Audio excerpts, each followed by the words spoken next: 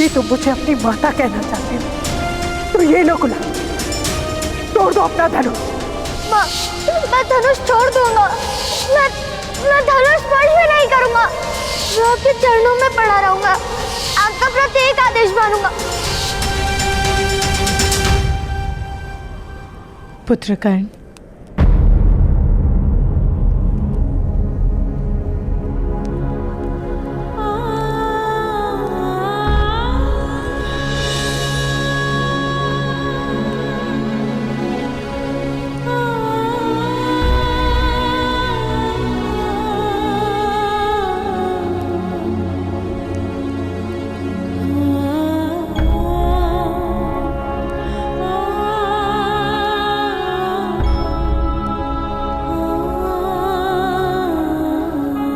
बैठो।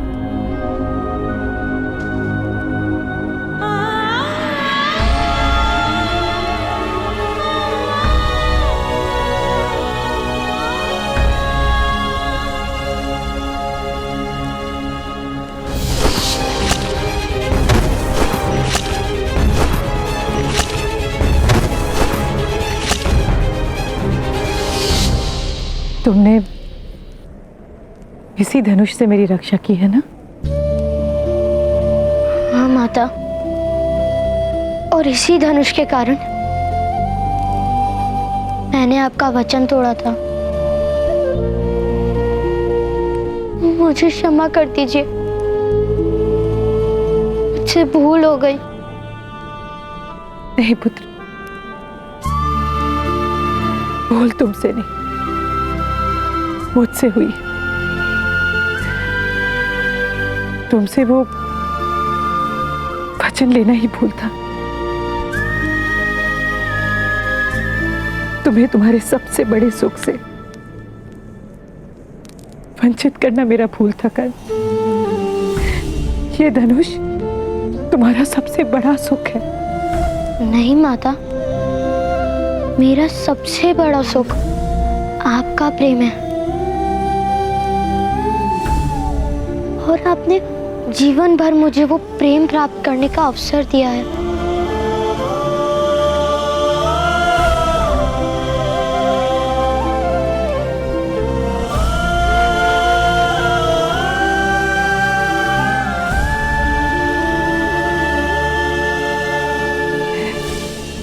तुमने तो अपना परिचय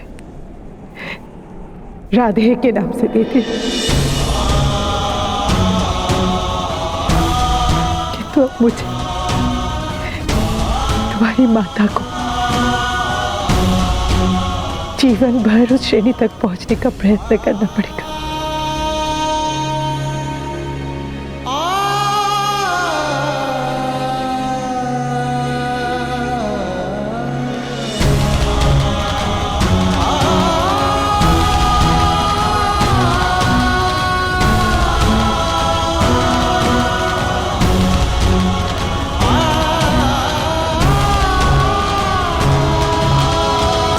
माता की श्रेणी तो सबसे ऊपर होती है ना माता।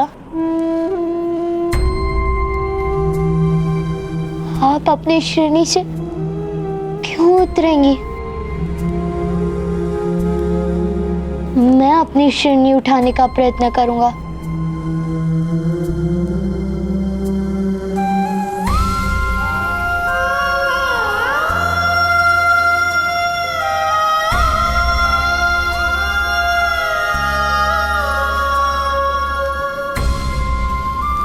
इसी बात का तो भय है मुझे पुत्र,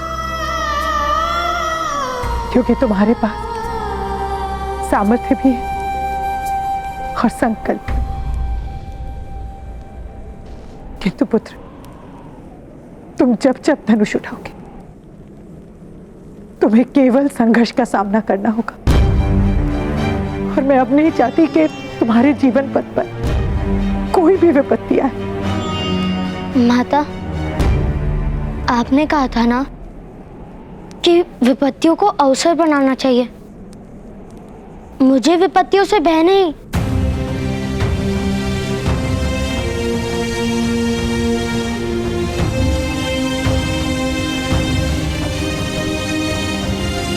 जानती हूं तुम्हें किसी से भय नहीं, ना मनुष्य से, ना मनुष्य के बनाए व्यवस्था से।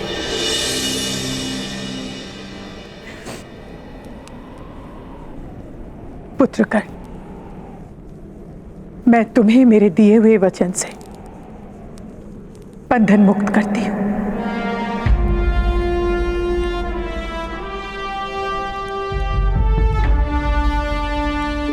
किंतु समाज के बनाए बंधन से तुम्हें मुक्ति नहीं मिल पाएगी। कर तुम जब जब धनुष स्पर्श करोगे, ये समाज तुम्हें दंड देगा और तुम्हें दिया गया हर दंड तुम्हारे माता के हृदय पर लगा घाव होकर। तुम्हारे पुत्रों को कोई दंड दे सके, ऐसी स्थिति वो उत्पन्न ही नहीं होने देगा। और यदि कोई दंड भोगना भी हो तो वो तुम्हारा पुत्र स्वयं निश्चित करेगा।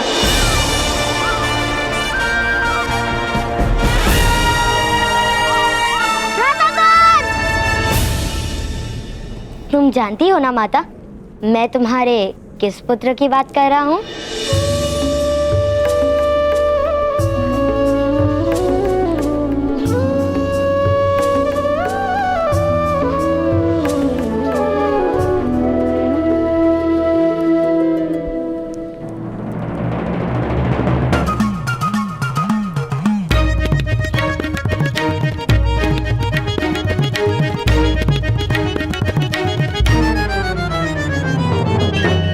मुद्रा का है, या तो मुद्रा दो या तो मृत्यु के प्राप्त हो जाओ। यह एक और उपाय है, तुम मेरी सेना में आ जाओ और मैं तुम्हें मुद्रा दे दूंगा।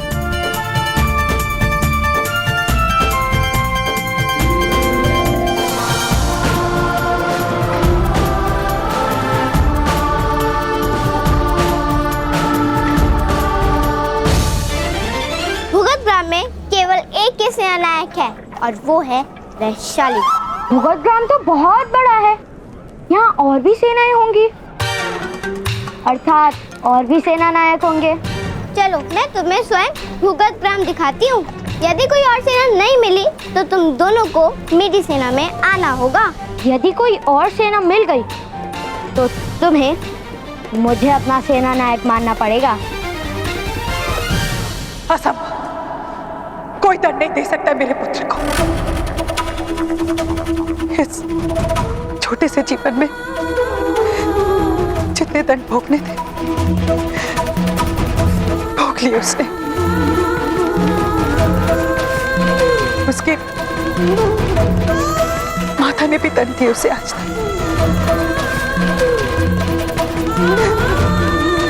अब उसे कोई दंड नहीं मिल सकता है आगे।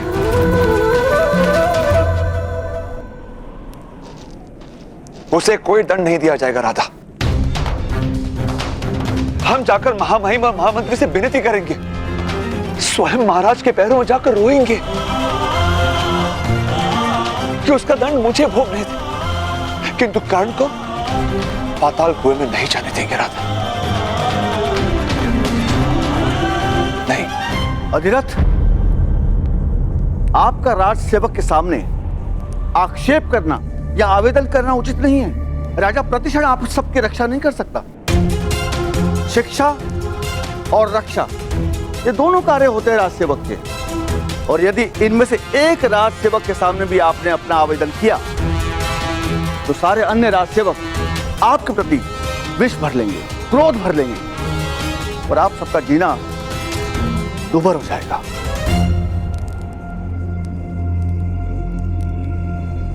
तो क्या करे भ्राता विश्वान, अपने पुत्र को मृत्यु दंड भोगने दे।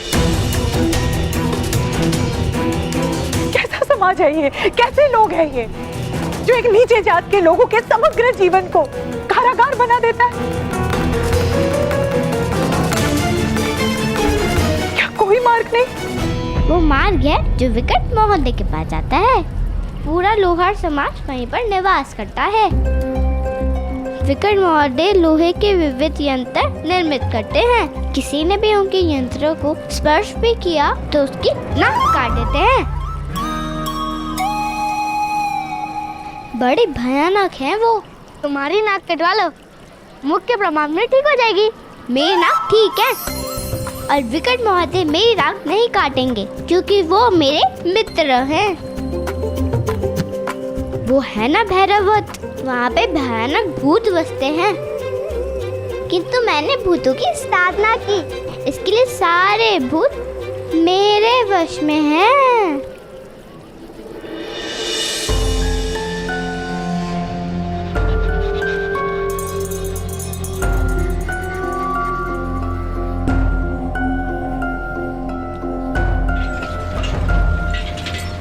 वृषाली,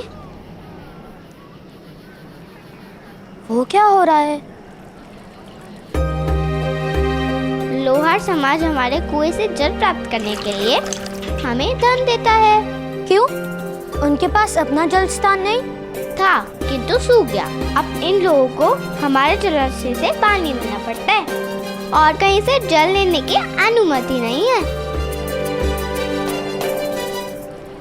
यहाँ जल के लिए भी अनुमति लेनी पड़ती है, तो क्या श्वास लेने के लिए भी अनुमति लेनी पड़ती है? तुम दोनों को तो अवश्य लेनी पड़ेगी। मेरी अनुमति के बगैर भूगत ग्राम में पक्षी भी पंख नहीं मारता। वो तो इस कारण क्योंकि तुम पक्षियों को पत्थरों से मार डालती हो।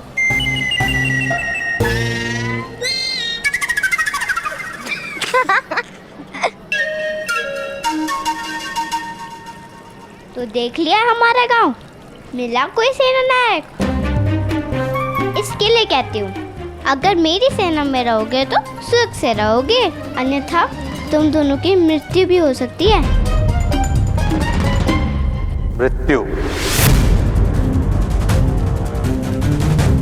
अन्य और कोई मार्ग नहीं। भ्राताश्री, तुम जो जीवन जी रहे हो वो मृत्यु से भयानक नहीं। क्षण है कि छाए में रहना मृत्यु नहीं तो क्या है?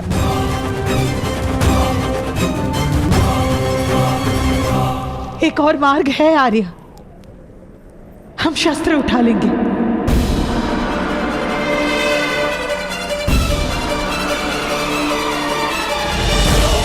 अपने पुत्र की रक्षा हेतु।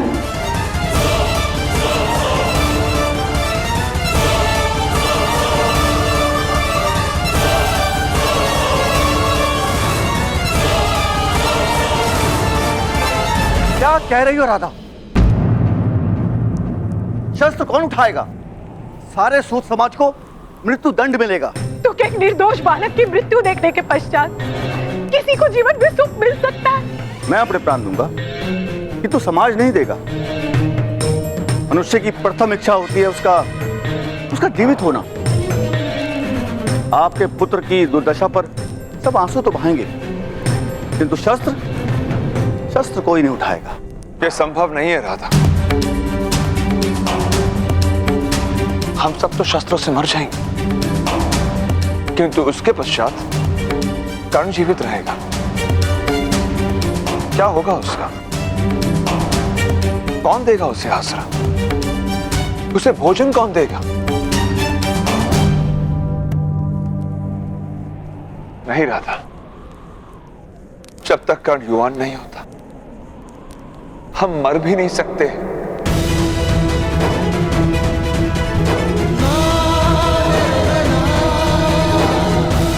हम रात को ही छुप कर चले जाएंगे, वन में वनवासियों की भांति जीवन जिएंगे।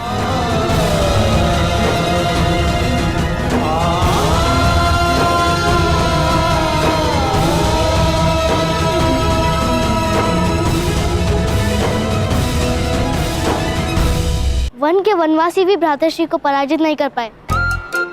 उन्हें तुम्हारी सेना में रहने की क्या आवश्यकता है? वनवासियों और नगर जन्म में बहुत फर्क है।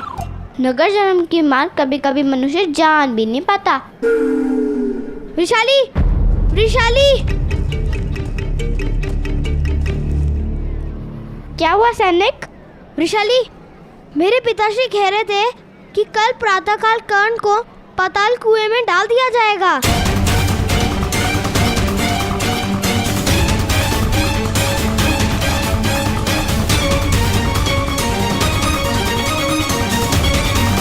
पाताल कुएं में क्यों? क्योंकि कर्ण के कारण राज्यसभा में ग्राम रक्षक महोदय का अपमान हुआ था, इसलिए उसे दंड दिया जा रहा है। यदि कर्ण ने दंड नहीं भोगा तो उसके पिता को धन प्राप्ति के लिए कार्य करने की अनुमति नहीं दी जाएगी। पाताल कुआं बहुत भयानक है।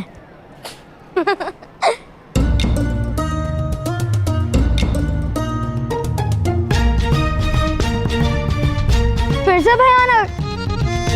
इस गांव का नाम भुगत ग्राम के स्थान पर भयानक ग्राम होना उचित था। हंसो मत, पाताल कुआं वास्तव में बहुत भयानक है। मेरे पिताश्री कहते हैं कि पाताल कुएं में डालने का दंड वास्तव में मृत्यु दंड ही होता है और उसमें से कोई निकल कर भी नहीं आता। ऐसा कोई स्थान हो ही नहीं सकता। तुमने उस कुएं को देखा नहीं है?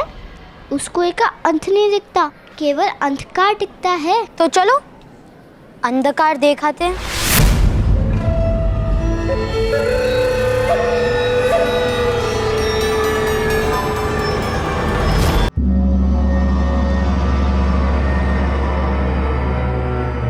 आओ ना, भयभीत क्यों हो रहे हो?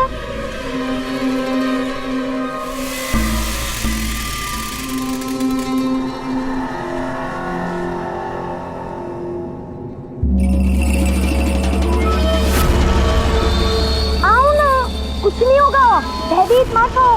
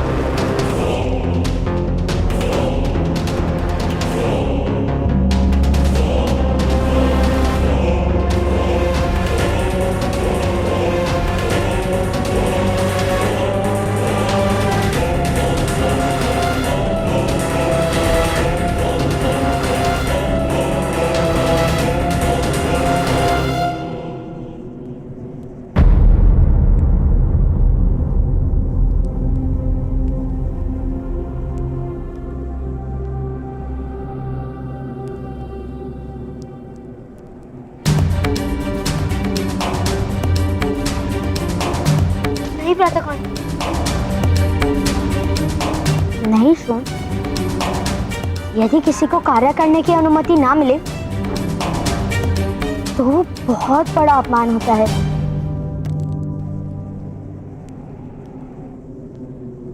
क्या तुम पिताश्री का अपमान होते हुए देख सकोगे?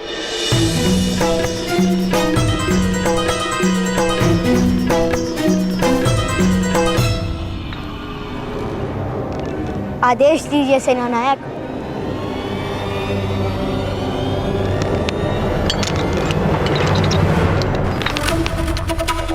आपने किसी बालक को देखा? 10 वर्ष का है।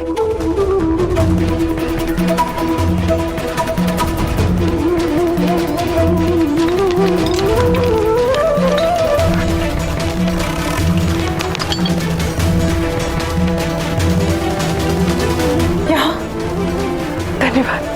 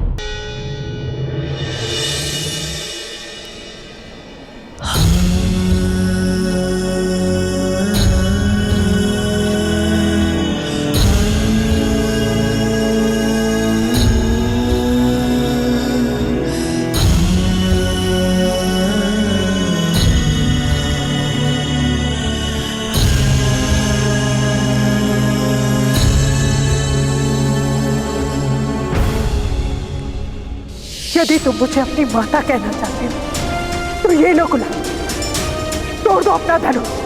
माँ, मैं धनुष छोड़ दूंगा। मैं धनुष स्पर्श भी नहीं करूंगा। मैं आपके चरणों में पड़ा रहूंगा। आपका प्रत्येक आदेश मानूंगा। पुत्र कर्ण,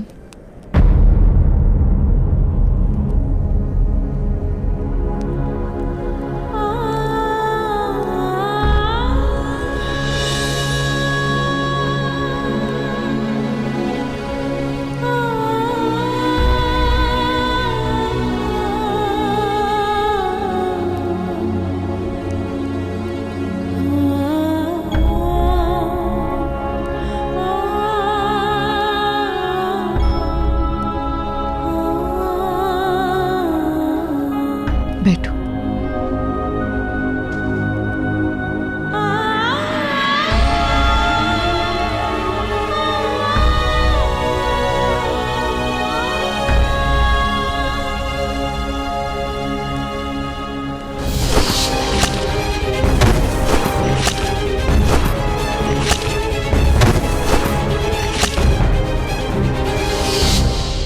तुमने इसी धनुष से मेरी रक्षा की है ना?